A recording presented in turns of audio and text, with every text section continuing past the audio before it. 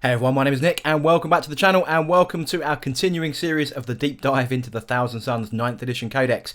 In this video we're going to be taking a look at the generic warlord traits within the codex, so excluding the ones that we can get available in the Legion cults, and also the infernal pacts that are available to our new character, the Infernal Master. So let's get straight into it.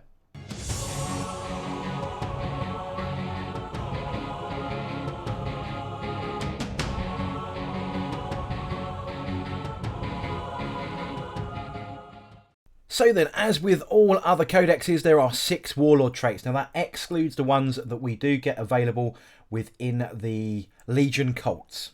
So let's take a look at what these are. We've got Arrogance of Aeons, Seeker After Shadows, Undying Form, Lord of Forbidden Law, Otherworldly Prescience, and AETHERSTRIDE. And again, as with all other codexes, if your Thousand Sons character model is your warlord, and appropriately if any other characters in your other codexes are your warlord, you can use the Thousand Sons warlord traits table that we've just gone through. But before we get into each of these individually, just be aware that named characters come with fixed warlord traits. So Ahriman comes with Otherworldly Prescience, so he has that 3+ invulnerable save. That returns from the previous codex. But Magnus the Red now has 3 warlord traits by default. That's Arrogance of Aeons, Undying Form, and Lord of Forbidden Law. And we'll see what all of those are coming right up. First up then is Arrogance of Aeons. Now we get 2 abilities here. One is to reroll Deny the Witch tests, and the second one is your warlord can benefit from a second ritual in each psychic phase. So if you just go back to my Kabbalistic ritual video, you'll note that you can only be the target of a Kabbalistic ritual once per phase, but this warlord trait allows you to be the target of 2. Just note for that second warlord benefit, you have to be a cabal of sorcerers, so you cannot be a souped army.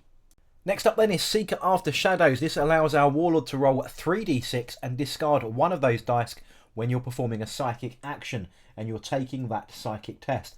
Now note that it's not discard the lowest, it is discard 1 dice. So you can pick and choose depending on that result. If you, for example, roll 2 6s and a 1 and you would perils normally if you had to discard the lowest, this will allow us not to do so.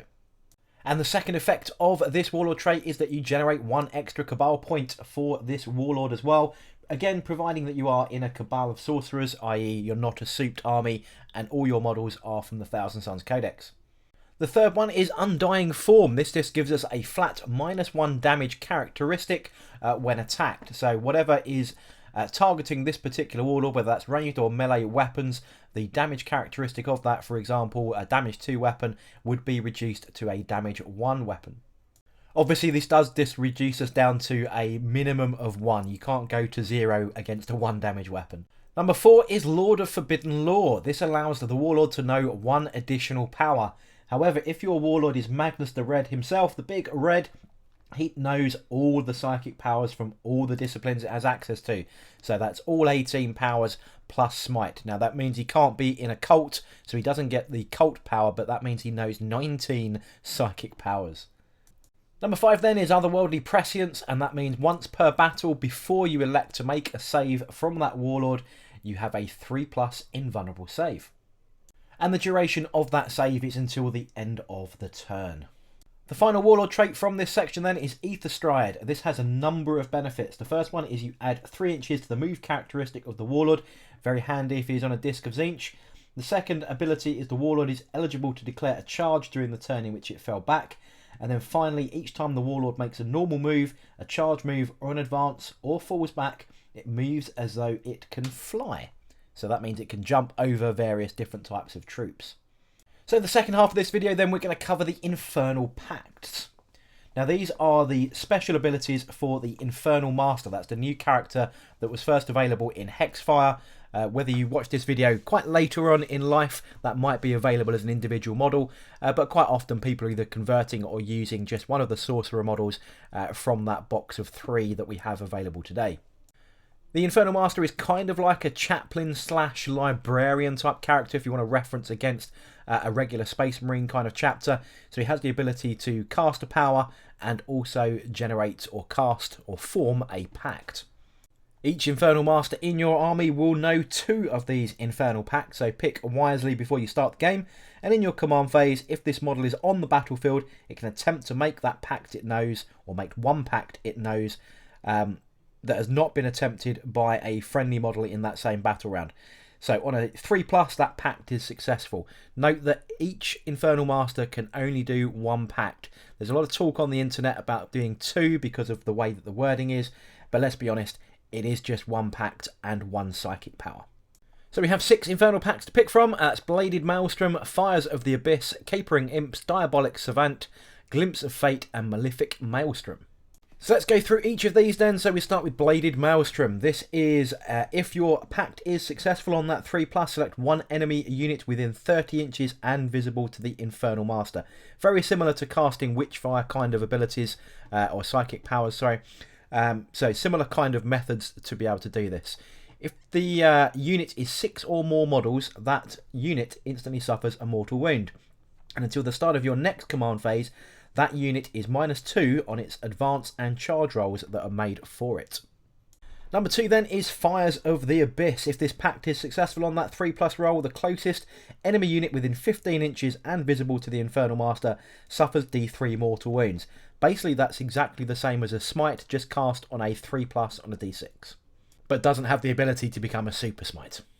Number 3 then is Capering Imps. If the pact is successful, select 1 enemy unit within 24 inches and visible to the Infernal Master. Till the start of your next command phase, that unit cannot receive the benefit of cover, can't fire Overwatch, and cannot set to defend. So this is a really good power to get off, or pact should we call it, to get off if you're about to go and charge someone. Although Overwatch isn't as bad as it used to be in the previous edition, being able to deny someone cover is actually really quite good for the benefit they get to their saves. Especially with our AP -2 weapons, we don't want those to be negated by being in cover, whether that's heavy or light. So this is really effective for maximising our AP- weapons.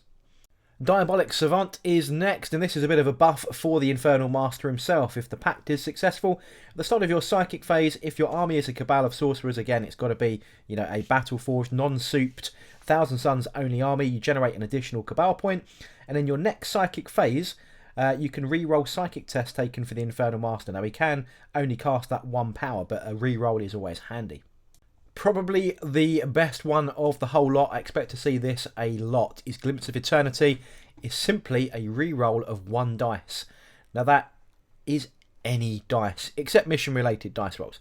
So this could be for absolutely anything. Now command re-rolls are quite limited these days compared to what they used to be. This allows us to literally re-roll 1 dice of anything. That is actually really quite powerful. Finally then, number 6 is Malefic Maelstrom. A 1,000 Suns unit if your pact is successful within 24 inches and visible to the Infernal Master. Until the start of your next command phase, each time a model in that unit makes a ranged attack, add 1 to the strength characteristic of that attack. Now if you were listening to a previous video where I went through psychic powers and mentioned Pyric Flux, which was a way to increase the strength of Warp Flamers, Warp Flame Pistols and Heavy Warp Flamers, I did mention there was a way to increase those to strength 6, and this is that very method. So combining Pyric Flux, which was a warp charge of 5, so just going off on a 4+, you increase the strength of those flamer weapons. You can now add another one to that using Malefic Maelstrom to give you strength 6 warp flamers. Given that things like orcs are now toughness 5, the ability to now wound those on a 3, or rip guardsmen and so on, anything toughness 3 on 2s with those strength 6 AP -2 auto hitting flamers in a big block of rubrics that can all take flamers, that is a super good combo.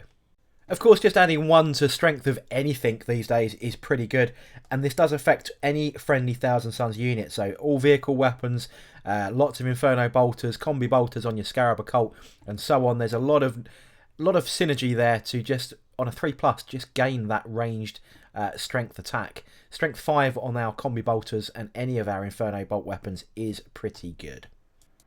So there we go then, folks. That is the roundup of the new Warlord traits and the massive impact with the Infernal Pacts, which are going to be pretty epic to be able to use. So very much similar to chaplain abilities, casting on that 3+ to make sure they go off, but there's also some good tricks and good combinations coming out. There's some good stratagems that kind of combine with both of these. So we have High Acolytes, which allows us to take for 1 command point an extra Warlord trait, and we also have the ability to use Malignant Pact. I just had to double check the wording there, which allows us to burn up a wound on a nearby model to guarantee that that pact going off with our Infernal Master. Fortunately, there's some great ways to get wounds back, so even if we're going to cost us a wound on a nearby model, there are ways to get those back, so it doesn't actually cost us too much in the long term. But I can see plenty of synergy, plenty of finesse coming through. I've used that word several times in this series of videos, but plenty of ways to combine all of these new features with the stratagems, with the psychic powers and so on, with the new abilities to our various units. But as usual, I'd love to know in the comment section below, how's your scheming going? How have you combined some of your ideas so far? Maybe some of the things that I've given a hint to in this video series so far. I'd love to hear from you in that comment section below. But I hope you enjoyed this run through of the Pacts and the Warlord traits. If you did, don't forget to like, comment and subscribe, and I'll see you all on the next video.